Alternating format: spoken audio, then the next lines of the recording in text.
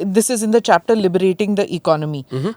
You're saying Indian economy is replete with examples where government intervenes even if there is no risk of market failure. And in fact, in some instances, its intervention has created market failures. This may partly be due to the legacy of post-independence economic policies that the country followed. Tell me now how and where and when. So I want to take the example of agriculture. It's a fact and an unfortunate fact in our country that every other producer, and a farmer is also a producer, is a producer of food, right?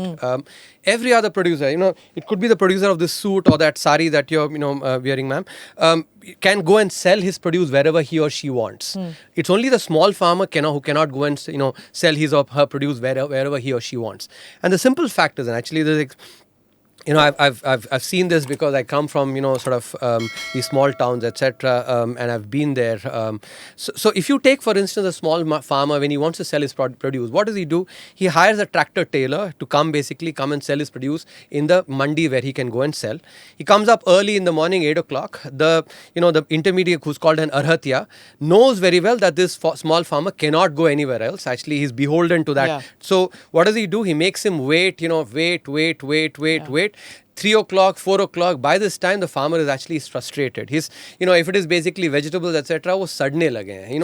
He's scared about ki kal dobara lana hai kya. He doesn't want to get it. So what does he do? When it is 3, 4, and the intermediary also knows by that time, if he tests his patient, he'll basically be willing to sell at any price. As a result, what happens actually, if you look at the data, suppose this as well, that of 100 rupees of value added that is, created, the small farmer gets only 10 rupees. The 90 rupees goes to the now, if you think about it, it's basically where I'm talking about the intervention. If we, and this is what the farm laws try to do, right?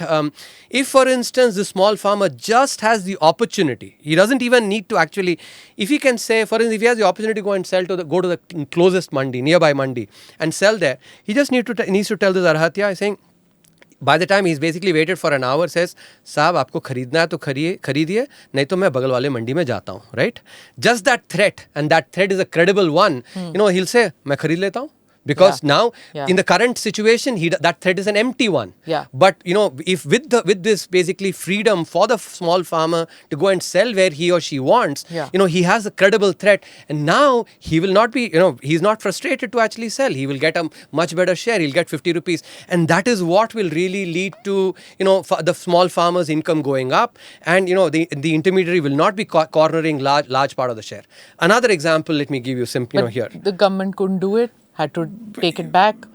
And even now, just one comment is enough. And plus, by the time we air this, it's possibly going to impact on the election in another state, where the perception that the government wanted to do this. No, I think this is, so I have to, mention this, that agriculture is a state subject, okay? Yeah. That was the point that was mentioned, right? Yeah. It was mentioned that, this is basically a case of the center, let's say, stepping into shoes, etc. Well, let's take that argument forward. In that case, if basically it is the power of the states to actually implement agricultural reform, then power and responsibility are two sides of the same coin. So then let's take this argument forward to its logical conclusion and say, why don't states do it now?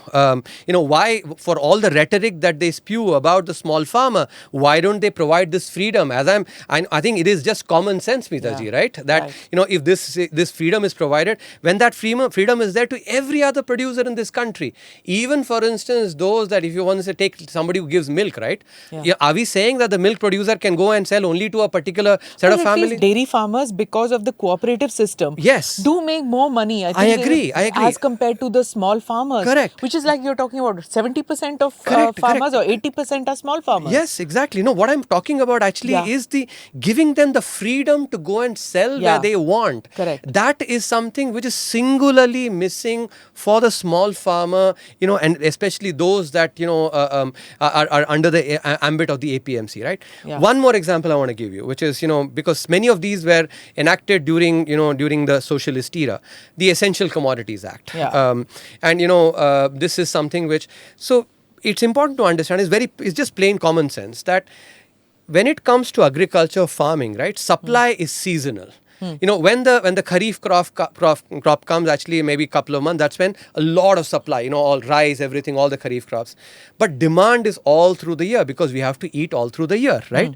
When supply is seasonal and when demand is all through the year, what do you have to do? You have to store.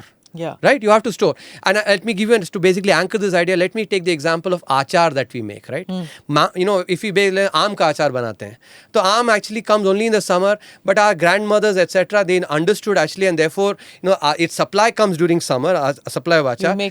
We store it all through the year. It has enough oil so that we can store. Storage is intrinsic to agriculture, to farming produce, because supply is seasonal and demand is all through the year.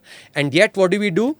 The Essential Commodities Act, which is passed in the early 60s, equates all storage as hoarding. And I'm sure you'll remember Bollywood has played its role as well. You would remember that character Jeevan, right? He would basically be shown as somebody who's actually hoarding. He's storing, right?